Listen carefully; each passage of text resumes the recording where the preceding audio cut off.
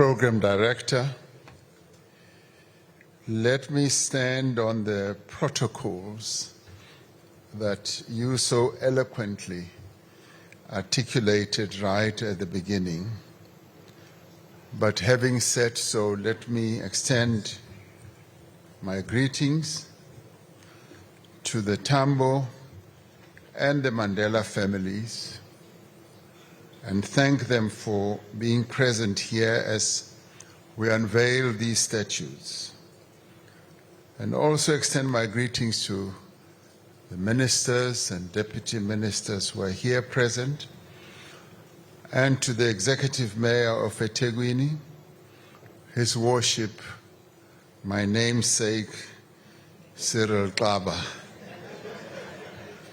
and of course the Speaker of the eThekwini Municipality, my dear brother Tabani Nyawose, and councillors who were complaining earlier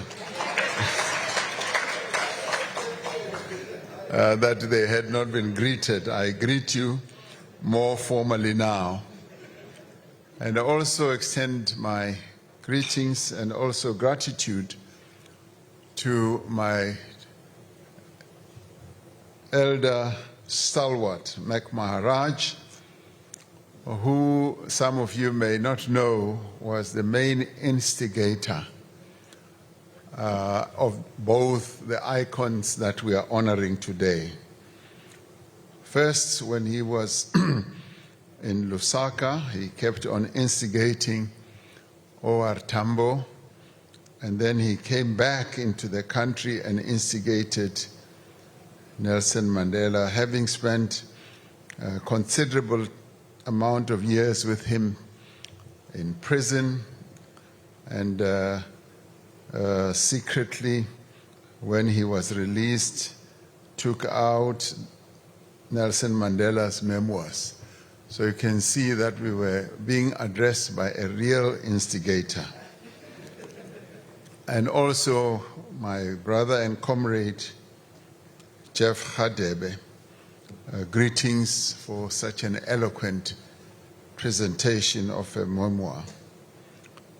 And members of the diplomatic corps and Amakosi Asendlukulu and Nkosi Umlaba olapha nathi namhlanje, leaders of business and labor, veterans of our struggle, and ladies and gentlemen.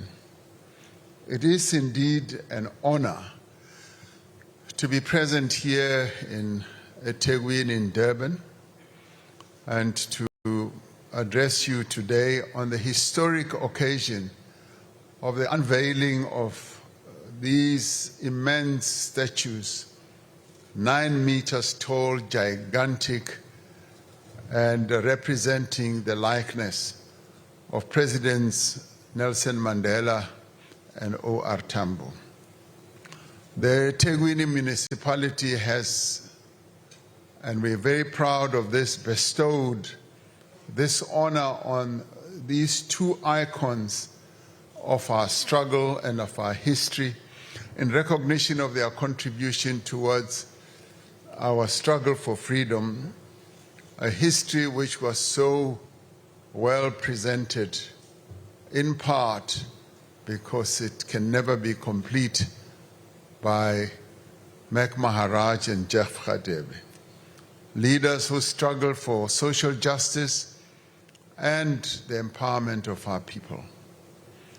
The monuments of this nature are important for preserving our history and our heritage as a people. They anchor the collective memory of a nation. When we look at them, we are able to have great memories, not only of what they stood for, but also of our nation and where we've come from. They are important as a public affirmation of the values which these two leaders represented and the principles for which they stood and they fought. It was the Roman philosopher Marcus Cicero, who said, "The life of the dead is placed in the memory of the living." And indeed, it is so that their lives is today lodged in our memory as those who are alive today. They stand as a reminder to future generations of the road and journey our nation has traveled, but more importantly, of the aspirations of our future. Younger generations who did not live through the troubled times of our country, from colonialism to apartheid, and who did not experience apartheid and the liberation struggle, will learn through the monuments of these two giants of our nation that indeed we have traversed a long path as a nation. Of course, statues such as these provoke a number of questions, but they also initiate conversations about their value, but more importantly about our past. The presence of Mandela and Tambo in bronze ensures that their stories, and indeed the story of our country, remains truly and fully embedded in the landscape of the daily lives of our people and are not confined to textbooks. As today's unveiling, we reflect, or at today's unveiling, we reflect on the preeminent contributions that Tambo and Mandela made to the birth of a democratic South Africa. It is significant that these two statues are unveiled in the year that we celebrate 30 years of the adoption of our democratic constitution. It's a wonderful coincidence indeed, but I know for a fact that our mayor and his colleagues planned it so carefully to make sure that we unveil them this year. It was O.R. Tambo who initiated the drafting of the ANC's constitutional principles, which were developed while the liberation movements were still banned and while apartheid oppression was at its height. He had great vision and could see through the historic looking glass that the time had indeed come for South Africa to transition towards a constitution that would be the birth certificate of our entire nation. The constitutional principles anticipated the essential features of the democracy that we live in today. And 10 years after that, it was Nelson Mandela who signed our democratic constitution into law. It is one of the great coincidences of our history that the two partners of Mandela and Tambo attorneys were each to play such a pivotal role in the development and adoption of our democratic constitution and to build us the nation that they have done. The relationship between Mandela and Tambo was founded in a desire for justice.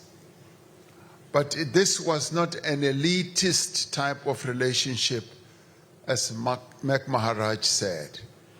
It was a relationship that was given rise to by the people of our country.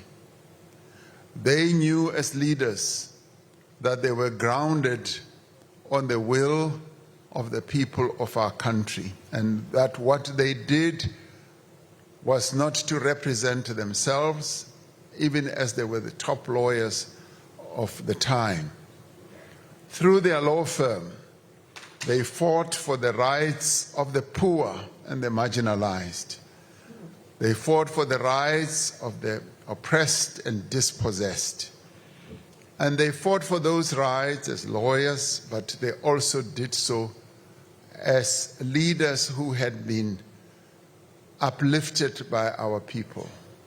As young leaders, they were united in the defiance of unjust laws and in forging a vision of a South Africa which belongs to all who live in it and where the people themselves shall govern. That was their overriding commitment to a principle that based the will of the people above anything else. They could have been comfortable as lawyers, living a life of comfort, living a life that was completely removed from the struggles of our people. But they committed themselves to serving the people as the servants of our nation. As leaders of the ANC and founders of Umkhonto weSizwe, they took up arms against an apartheid state that was intent only on violent repression of our people. Even as they were separated for close on to 3 decades, Nelson Mandela and Oliver Tambo remained resolutely committed to the same cause. They fought the same struggle for liberation, and they strived towards the same vision. It is therefore fitting that they should be memorialized in this way in the same city, in the same precinct. While these statutes honor great leaders of our past, they retain great meaning for our present. And they retain the greatest meaning for the role that has been played by our people. For Nelson Mandela and Oliver Tambo were leaders as our people were their own liberators. They remind us of what we value as a society. They were leaders that celebrated the diversity of South Africa's people. They dedicated their lives to the fight against racism, tribalism, and sexism. They sought to break down the divisions between African, colored, Indian, and white, between men and women, between the poor and the wealthy, and between the rural and the urban. Today, we are called upon to embrace their vision and continue their struggle towards a South Africa that is a home to all its people. Nelson Mandela and Oliver Tambo were men of peace, much as they took up arms to fight against an evil system. They sought to resolve conflict through dialogue. Even as they were steeped in the armed struggle, their aim was always, we engaging in this so that dialogue can begin. These men of peace would have been gravely concerned by the conflict underway in the Middle East today. They would have called on the United Nations Charter to be respected and upheld. They would have joined us in calling for an immediate ceasefire and for the conflict to be resolved through meaningful and earnest negotiations. They had the patience, they had the complete dedication of making sure that dialogue does triumph. They were not impatient, they were always ready to talk. Nelson Mandela and Oliver Tambo were leaders of great integrity and honesty. They sought no rewards for themselves, only freedom for their people. For this, they endured great hardships and made great sacrifices at a personal level. These are leaders that we need today, leaders that will serve, leaders that are selfless, leaders that are honest and ethical. As we build great statues of these leaders, we must understand that the most powerful and enduring moment to their leadership is in following their example. We must seek to be leaders like them, to be activists like them, and to be citizens like them, and to focus on a citizen-centric transformation process. We must realize that greatness is to be found not just in the celebrated victories of history, but in the many acts of committed service to the cause of human development. Now, these statues that we have unveiled today call on us not to be mere admirers or not to be mere watchers, not to be mere praise singers, but to be the active citizens in building a better nation, a better continent, and a better world. The National Development Plan reminds us that leadership does not refer to one person or even at a tight collective of people. It applies in every aspect of life. As we look at these statues, we are compelled to be active citizens and trustworthy, dedicated leaders. We unveil these statues knowing that people from across our country and across the world will come to see them. Our mayor has said they become a great tourism attraction. Our city manager has said, yes, there were 1.2 million visitors who came to Durban in the past season. And we want 1.5 million. I would say we want double the number that he's projecting. That's what we want. eThekwini is one of the premier tourist destinations in our country. And we can anticipate that these statues will contribute to exceptional growth in tourism.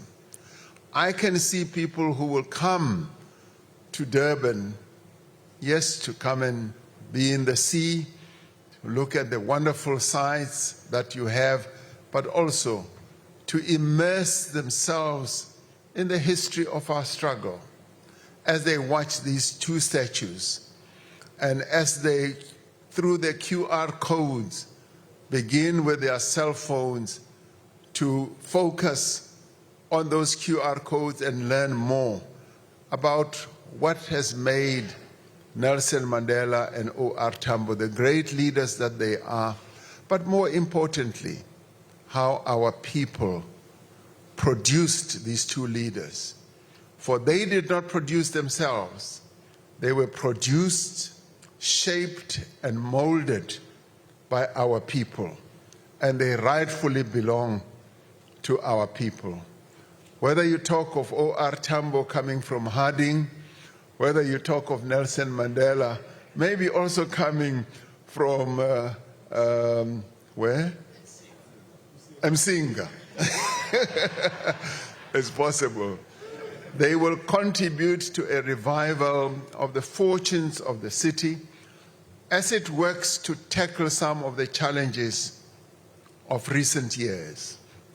We know that the city's beaches have just had a bumper season. It is said, as I said, that more than a number of people who visited the beaches over the festive season, that they enjoyed themselves bathing in the sea and enjoyed just being here in Durban, in eThekwini. This is a sign both of what the city has to offer and the hard work that has been done by all stakeholders to ensure that eThekwini is a place that people want to visit. And I now want to pay tribute to those who are working in the presidential working group that I set up 2 years ago, and particularly the co-chairs, Mike Mabuyakulu and DG Baleni, who have been leading this process, cooperating with all stakeholders. We pay tribute to you, but to all of you for having transformed and changed Durban to what it is today. Durban indeed is the tourism mecca of our country, and we want it to stay like that and even get better. In order to confirm this, I am pleased to announce that eThekwini will be the venue of the 46th Ordinary Summit of the Heads of State and Government of Southern Africa, of SADC. So because of all the work that you're doing and the progress that you're making, we will bring the SADC heads of state here in this metro. And one of the areas that I would like to lead them to is to go and lay wreaths at either of the two statues of Nelson Mandela and Oliver Tambo. Now, this is a worthy recognition of the progress that has been made together with all social partners in restoring confidence in the city, and becomes an encouragement for you all to complete the work. We look forward as the chair of SADC, which we are today as South Africa, to invite leaders from across our region to gather here in eThekwini, where the African Union was launched, to deliberate on issues that are critical to the growth and the development of our region, Southern Africa. This would, in my view, be a fitting tribute to the legacy of Nelson Mandela and Oliver Tambo. To everyone who has been involved in the project, I want to say thank you for your dedication to ensure that these statues were put in the rightful place here in Durban. The challenge is to market these statues not only as tourist attractions, but as a part of the story of our struggle for freedom. It was in this city, as we heard, that Nelson Mandela spent his last night before his arrest at Harwich on the 5th of August 1962. Having visited to brief Chief Albert Luthuli on his clandestine travels to different African countries. It was also in this city that Madiba made his iconic call for the people of this province to end the violence that had cost so many lives. It was here, within weeks of his release from prison in 1990, that Madiba said, "My message to those of you involved in this battle of brother against brother," it should have added sister against sister, "take your guns, your knives, and your pangas and your spears and throw them into the sea. End this war now," is what he said. And it was in this city, in July 1991, that Oliver Tambo handed over the presidency of the African National Congress to Nelson Mandela at the organization's 48th National Conference. So this is a historic city, and make the history of these two legends live and continue to live. In erecting these statues, we are indeed affirming the importance of preserving our heritage for the benefit of future generations. Having Mandela's and Tambo's statue in this same city honors their distinct interlocking contributions and roles in the liberation struggle, but it also strengthens our collective public memory. These statues are not mere art. Much as they were designed by artists, but they are not mere art. These statues are promises. Promises made by a free people to themselves that they will not forget what it cost to be free. The erection of the statues is an act of national gratitude, of saying to those who gave everything, but more particularly to the Mandela and Tambo families, that we do remember the sacrifices that they made, that were made by both leaders, as well as their families. Sometimes we forget that families of those who were deeply involved in the struggle also suffered. So by installing these statues and rightfully calling them Tambo and Mandela, we include their families, and that's why we're so pleased that their families are here today. It is also a reminder to those who have yet to inherit this democracy, those who will follow us, that freedom was not free, and that those who fought for freedom deserve to be seen. We therefore deserve to see Nelson Mandela and Oliver Tambo across various landscapes of our beautiful country, lest we forget. I know that there's been great controversy about the erection of these statues, and I would like those who may have some doubts just to think for a while that what we have sought to do here goes way beyond what we may be debating, goes way beyond what we may think is the cost. The costs of what they contributed in our struggle is incalculable. We cannot even begin to count what it costs for us to be where we are. In stone and bronze, we continue to write our history. Not the history of those who held power unjustly, but the history of those who refused to let injustice to have the final word. We're writing the history of how our people struggled to be free.